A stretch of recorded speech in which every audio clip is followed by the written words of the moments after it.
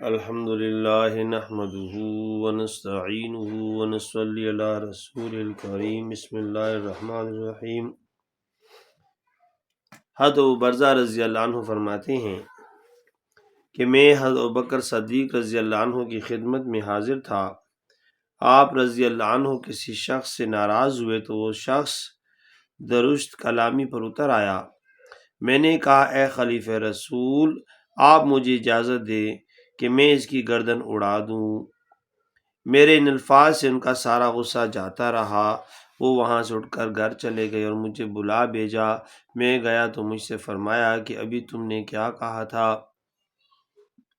میں نے کہا یہ کہا تھا کہ مجھے اجازت دیجیے کہ میں اس شخص کی گردن اڑا دوں۔ فرمایا اگر میں تم کو حکم کرتا تو تم یہ کام کرتے؟ عرض کی آپ فرماتے تو ضرور کرتا۔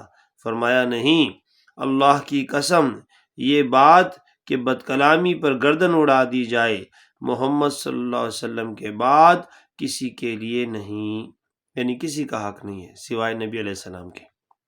مطلب یہ کہ صرف رسول اللہ صلی اللہ علیہ وسلم کی شان میں بد زبانی کرنے والا سزائے موت کا مستوجب ہے۔ آپ صلی اللہ علیہ وسلم کے بعد کوئی انسان ایسا نہیں جس کی بدگوئی کرنے والے کو سزائے موت دی جائے۔ شیخ الاسلام ابن تیمیہ رحمۃ اللہ علیہ فرماتے ہیں اس حدیث سے معلوم ہوا کہ رسول کریم صلی اللہ علیہ وسلم کو یہ حق حاصل تھا کہ اپنے گالی دینے والے کو قتل کر دیں۔ آپ صلی اللہ علیہ وآلہ وسلم کو یہ حق بھی حاصل تھا کہ اس شخص کو قتل کرنے کا حکم دیں جس کے بارے میں لوگوں کو کچھ علم نہ ہو کہ اسے کیوں قتل کیا جا رہا ہے۔ اس معاملے میں لوگوں کو آپ صلی اللہ علیہ وآلہ وسلم کی اطاعت کرنا چاہیے، اس لیے کہ آپ علیہ السلام اسی بات کا حکم دیتے ہیں جس کا اللہ نے انہیں حکم دیا ہو۔ آپ صلی اللہ علیہ وسلم اللہ کی نافرمانی کا کبھی حکم نہیں دیتے۔ جو آپ علیہ السلام کی اطاعت کرتا ہے وہ اللہ کی اطاعت کرتا ہے۔ اس حدیث سے معلوم ہوتا ہے کہ رسول کریم صلی اللہ علیہ وآلہ وسلم کی دو خصوصیات ہیں۔ نمبر ایک، آپ صلی اللہ علیہ وآلہ وسلم جس کو قتل کرنے کا حکم دے دیں اس میں آپ صلی اللہ علیہ وآلہ وسلم کی اطاعت کی جائے۔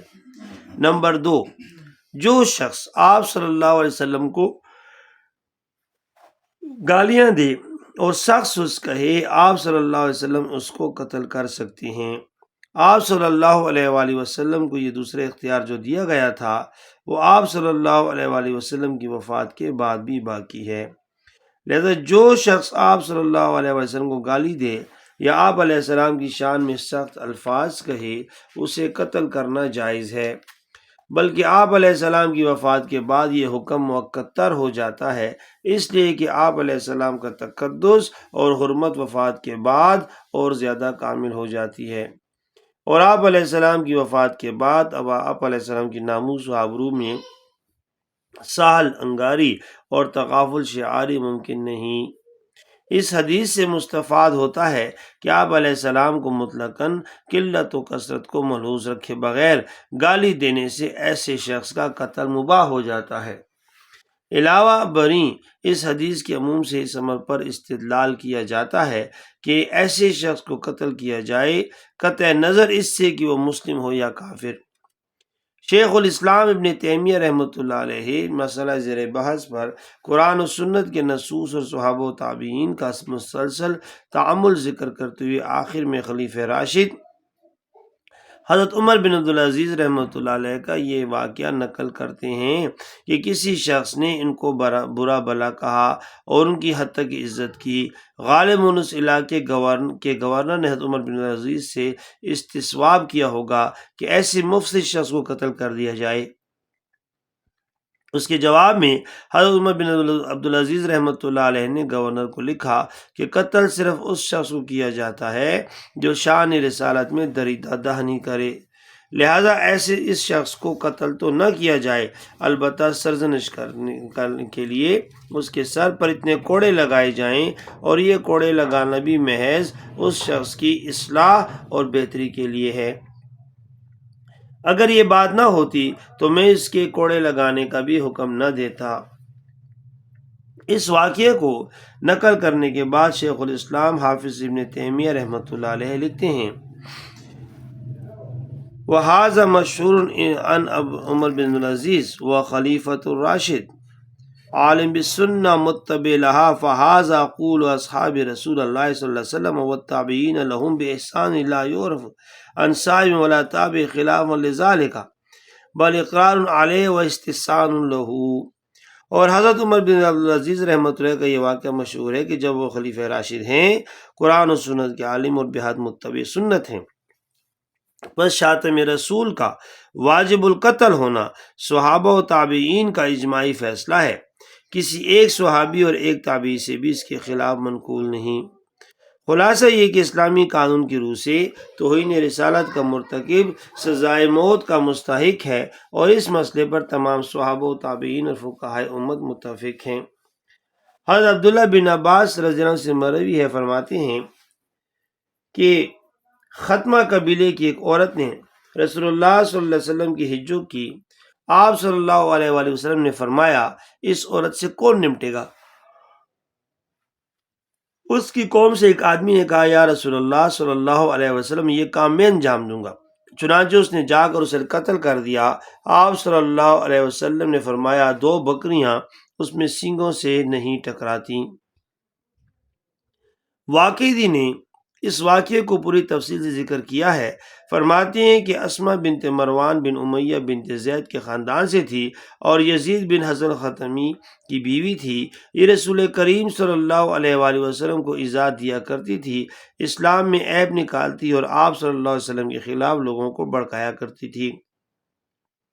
عمیر بن عبد الحتمی کو جب اس کی باتوں اور اشتعال بازی کا علم ہوا تو اس نے کہا اے اللہ، میں تیرے حضور نظر مانتا ہوں کہ اگر تو نے رسول اللہ صلی اللہ علیہ وسلم کو بخیر و عافیت مدینہ لوٹا دیا تو میں اس عورت کو قتل کر دوں گا۔ رسول کریم صلی اللہ علیہ وآلہ وسلم اس وقت بدر میں تھے۔ جب آپ صلی اللہ علیہ وآلہ وسلم بدر سے واپس آئے تو عمیر بن عدی آدھی رات کے وقت اس عورت کے گھر میں داخل ہوئے۔ اس کے ارد گرد اس کے بچے سوئے ہوئے تھے، ایک بچہ اس کے سینے کے ساتھ چمٹا ہوا تھا اور وہ اسے دودھ پلا رہی تھی۔ عمیر نے اپنے ہاتھ سے عورت کو ٹٹولا تو معلوم ہوا کہ وہ بچے کو دودھ پلا رہی ہے۔ عمیر نے بچے کو الگ کیا، پھر اپنی تلوار کو اس کے سینے پر رکھا اور اس کی پوچھ کے پار کر دیا۔ پھر صبح کی نماز رسول کریم صلی اللہ علیہ وسلم کے پیچھے ادا کی۔ جب آپ صلی اللہ علیہ وسلم نماز سے فارغ ہوئے تو عمیر رضی اللہ عنہ کی طرف دیکھ کر فرمایا کیا تو نے بنت مروان کو قتل کر دیا ہے؟